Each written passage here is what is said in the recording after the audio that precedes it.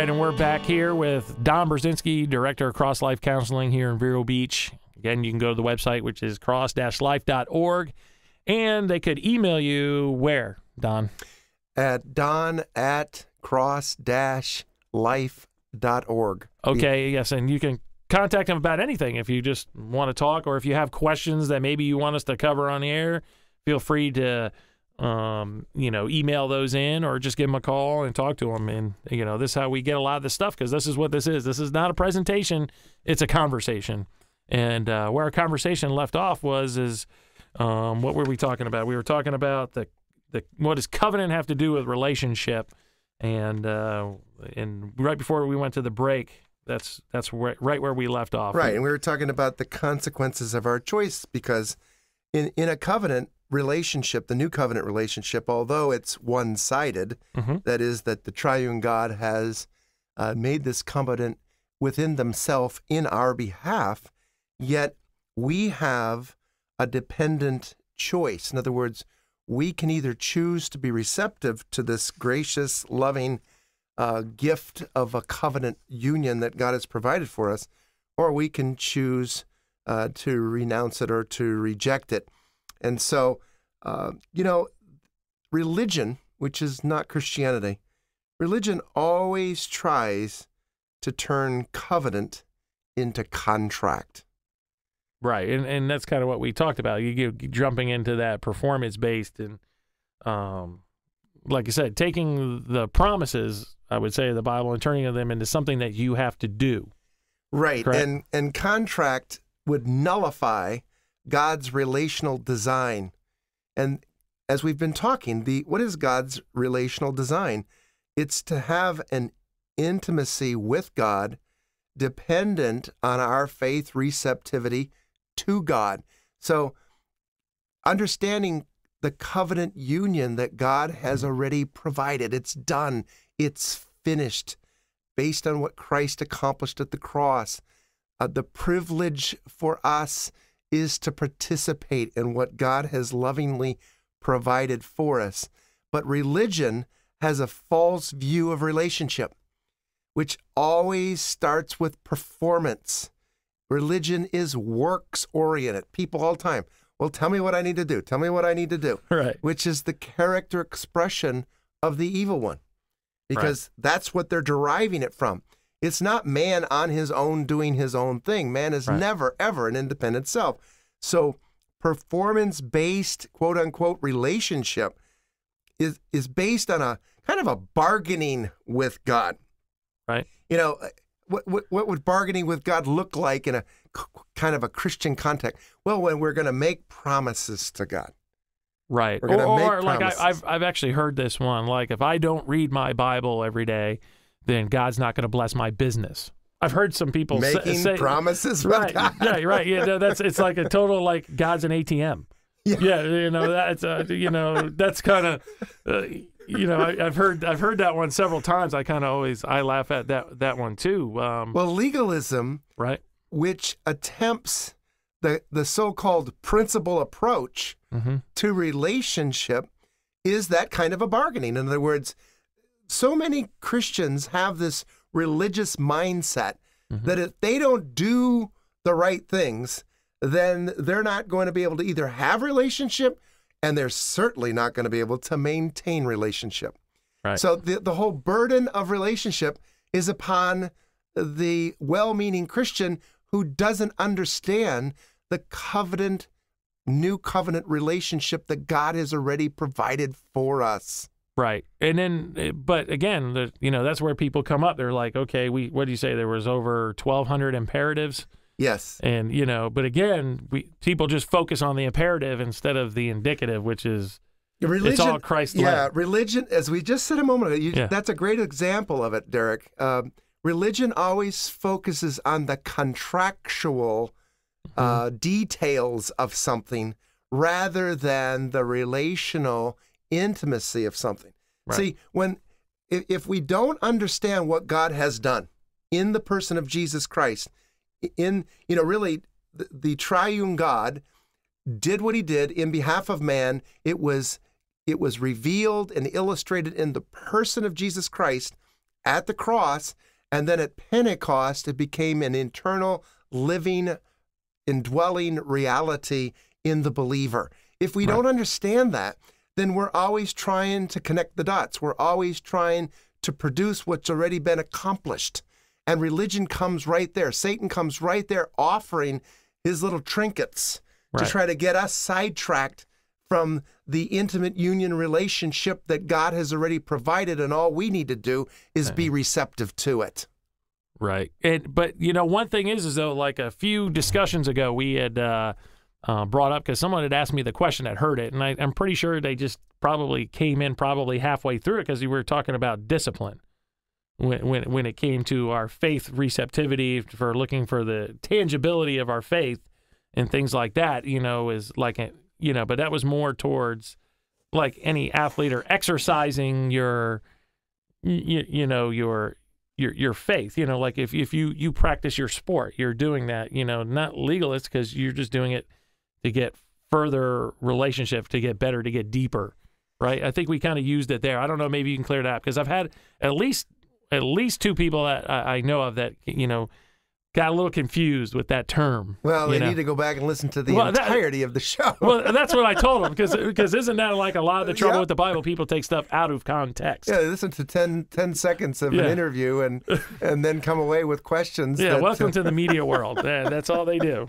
Little sound bites and didn't get the whole. That's it. So, the disciplines of faith are still the receptivity. Right. They're still the response to his ability. Obviously, God designed us the way he did. So as we participate with him in the context of faith receptivity to grace activity, there are the disciplines of faith as we discussed in that program.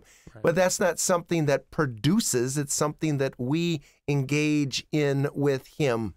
Right. So, and again, you can go to cross-life.org and you can go back to some of those things when you get them. But we're gonna have to start indexing these previous shows and say, okay, you can re-listen to number 19, right? Or whatever it would be.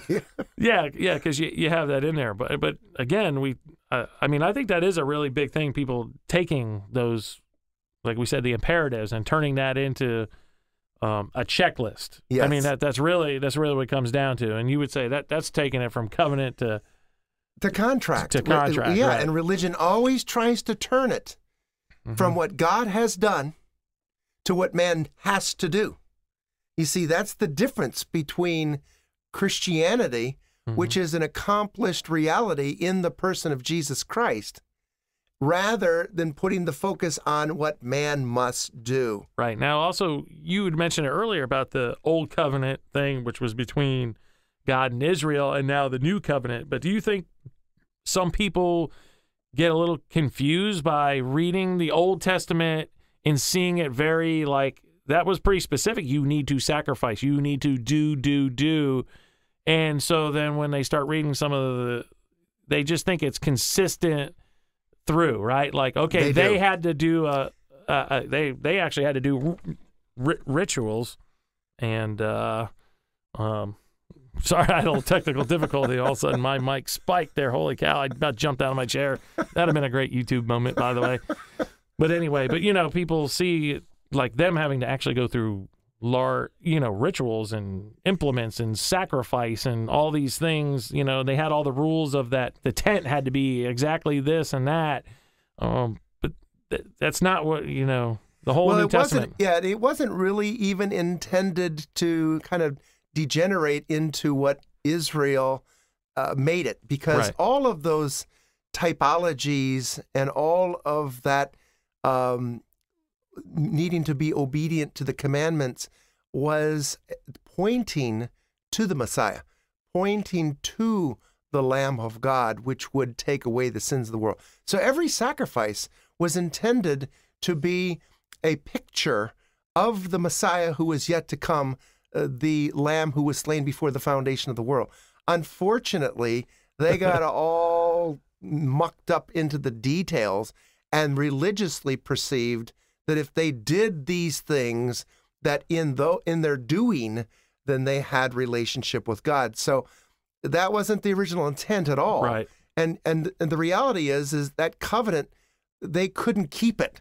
Right. Which is another picture of the fact that God knew they wouldn't be able to keep it. Right. Allowed them for 4,000 years to attempt, not that Israel was around that long, but that's how long before Jesus came to the cross.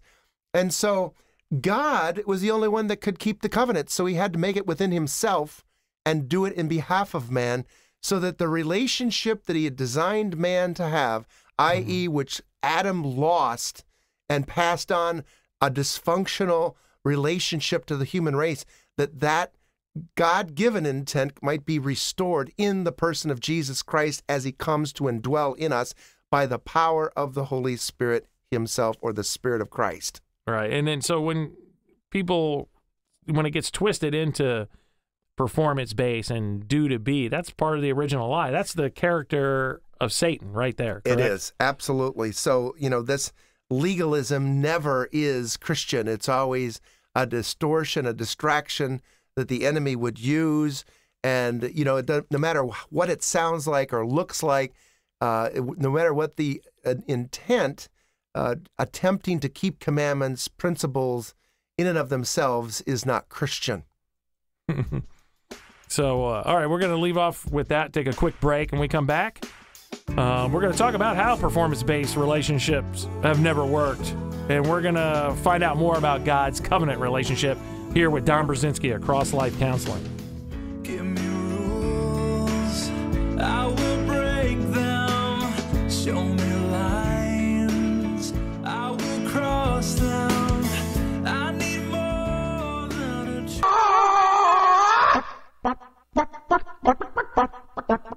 Hey, this is Jason with the Sideline, along with Mike Kelly, new owner-operator in your mall Chick-fil-A location. We have a mission for you. Eat more chicken! It's a simple 6-day-a-week mission. And if you choose to accept this mission, go to the Indian River Mall Chick-fil-A right now. Remember, they're closed on Sunday. Disclaimer, no chickens were hurt during the making of this commercial. This message will self-destruct. Now! This is Jason with the Sideline. Listen, you need a bike? You need your bike repaired? Check out Allen's Bicycle Center. Allen's Bicycle Center, located in old downtown Vero at 2020 Commerce Avenue. They are the largest and oldest established bike shop in the county. 6,000 square feet of bikes and accessories, and 25 years they've been in this town. Your bike won't go? They'll fix it. They'll make it go. You want a new one? You can buy one there. They got everything you need to put on that bike, make it work. They even got spin class shoes. Check them out. Tell them the Sideline sent you.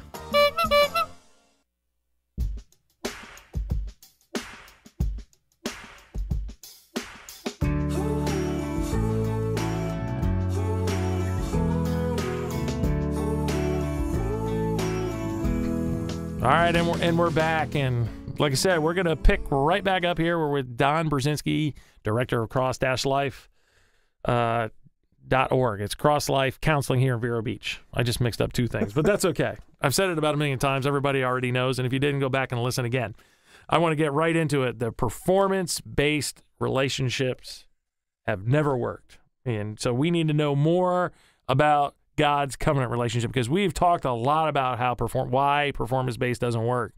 So instead of talking about all the negative why it doesn't work, I want to know more about God's covenant relationship and something that's going to work, Yeah, and it's not just trying to find what works. Right. I know what you're implying there, because I know a lot of Christians, that's what they're trying to do. They're trying to figure out what works. Right. So that they can do it. Yeah. So well, listening to this show works. Just saying. Okay. So the new covenant, is love, because it's the triune God. The new covenant of love is the triune God's intimate relationship that they have with themselves, which is now being offered to man. That's why God created man in the first place. So God was, is, and always shall be eternal, loving intimacy personified. So, maybe just a little news flash for every Christian, because I don't think those who would not consider Christianity would be interested in this. But for every Christian, little news flash. If you truly do want to discover intimate relationship, then look no further than the triune God, because until you experience the reality of his indwelling presence in you, learn how to participate with him, you'll never experience it, because he is at the heart of man's true relationship neediness. And I don't think any of us would deny that we're needy. At the heart of our neediness is the need for intimacy. Even though some guys might be a little afraid of that, man's intimacy needs are by God-given design. God is a God of relational intimacy. As we've said, the Father, the Son, the Holy Spirit are in intimate relationship with each other, which is the basis, which allows for the character expression of love to be manifest to one another. To Right. one another. See, now, and then also what you were talking about, he's a God of relational intimacy. A lot of people, and I would say Christians, don't have that picture. They have the picture more of him as judge. Unfortunately, you're You see, right. Yeah. And I think in this whole intimate relationship, this is, would you say, mainly the target once you get saved, if you will? Wouldn't you say that's pretty much the target of Satan, is to rob, kill, and destroy this relationship? You're right, Derek. That's exactly the target. The strategy of the evil one is always to oppose whatever God does, and certainly knowing that God is intimately wanting man to experience his love, that Satan would come and try to counterfeit that and distract us from experiencing that. Right. So he's going to put you in a performance-based thing, make God out to be a judge, and you running around being scared or fearful that you're going to get caught and the ATM is going to get shut off, basically. Yeah, that's the basis of all religion, isn't it? It's really fear, isn't it? Yeah, it sure is. Yeah. Yeah. And- I would say so. I mean, that's where it quickly devolves to. Right. Well, the opposite of faith is fear. And so we're either being receptive to what God's doing, partnering with him, experiencing the reality of it, or we're fearful and we're trying to figure out how. Okay. So Yeah, right. So going back to what we were just talking about, if you just talked about relationship has intimacy needs, okay, well then what part does love play? good question. We can't really talk, can we, Derek, about relationship without referring to love. And Right. again, love is not a commodity. It's not Right. potent number 9. Right. Love's a person, which is the character expression of having a relationship with God. And love, by definition, has to always be for others. Right. Love is not, it's not about myself. God is obviously a personal God. Right. He is the relational 3-in-1 Trinity. His relational activity, as we've mentioned, is eternally perfect. So we're talking about a relationship that is unflawed, a relationship of perfect love. Imagine that. See, that's perfect love and intimacy, the ideal. We can only dream about those things apart from God. Right. The ideal, the perfect relationship of love is only present in the Trinity. Now, I would suggest that the majority of Christians, and I certainly can relate to this for years, I did not see my relationship with Christ as a triune relationship. I did not understand the intimacy dynamic of relationship of what God had already accomplished, what God was, being the basis of my Christian relationship. So the love of the triune God is the essence of all proper and perfect interpersonal relationships. So you can imagine, Derek, why none of us have really known how to have a relationship with other people. Right. We weren't even sure how to have a relationship with God. So the character of his person is love. God is love, 1 John 4:8. And love is constantly flowing from one to the other among the persons of the Trinity. In fact, love demands and necessitates the otherness of the Trinity. If God wasn't a triune God, there'd be no such thing as God is love. Right. And so love requires plurality. Unless there was otherness in his oneness, there could not be a relationship of love because there would be no one to love. Isn't that awesome? Yeah, I mean, I never thought of that. Like, again, like we always heard, we know the, God so loved the world. And then you have the picture of Jesus. But the problem is I think for a lot, it did for me, and I think for a lot of us, is we instantly go from, okay, yeah, he loved us. So we sort of get that for others, but then we quickly focus on, well, he died for my poor performance, my bad behavior, as opposed to my spiritual condition. He died because I had no relationship with him. And so then we go right. So once you put that focus that I'm a sinner because of my bad actions, then you instantly get into, I need to clean up my actions. Right. As long as we think God did what he did because of our condition, and that was the basis of why he did what he did, we have a distorted view of God. Right. No, God did what he did because he is who he is. And he does what he does because he is who he is. Right. And that a lot of people don't get that. Right. And he is love, as we're talking about, and we're talking about here. So we sort of hear it, we see it, but we miss it. Exactly. Okay. And that's why you got to listen to the show over and over. Well, I do anyway. But somebody might say, well, this sounds rather convenient. God is love, and God is always a plurality of love, and God does what he does within the Godhead, and God wants to have loving relationship with us. Sounds like a little passive on our part. No, love is never passive. It must be dynamically expressed to someone. There has to be the expression of it. There's nothing passive in love. Right, and we've talked about that. The Lord's not, we don't have a passive God. He's a creator. He's a doer, and that's the thing, is he's done it for us. You see, we don't have to do it. And the fact that he's done it for us, as we just said, always requires our faith receptivity, our participation, or we'll never experience what is. Right. He is love, but it will never be realized by us if we don't participate. Now, the quick thing is, though, is with the subject of love as being a person, the problem is people who were not in that spiritual source, deriving from the other, from Satan, so they have a very distorted view of love. So when you start saying love is a person, that might be, they really don't know what love is. If you have your own distorted idea of love is just, you equate it with lust or something, you're going to be very confused very quick, or you're going to be very confused, I would say. Yes, you're right, Derek. In fact, I would even say that most of us who have become Christians still have many distorted views of love.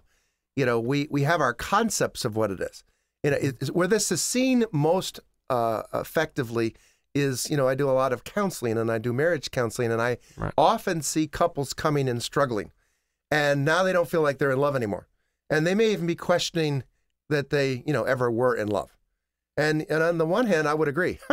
Because they didn't even know what love was. Right. You see, we define it based on how it's affecting us, what we want, our desires, our neediness, his needs, her needs. No, that's not love at all. Love is a person, and until we get the revelation, and that's, you're talking about those who do not know Christ, and that would understand this, obviously, because the natural man understands not the things of God, for they are spiritually discerned. We had a whole broadcast on that. And so it's only people who have become spiritual through the regeneration of the Spirit of Christ who can understand spiritual things. Right. And unfortunately, though, that's, our time for today. But when we pick up next time, we're going to just be talking about this. We're going to talk about the word love is used many different ways today. So, and what is God's love? So we're really going to get more in depth with that. So hopefully you join us next time here on the Sideline to the Cross.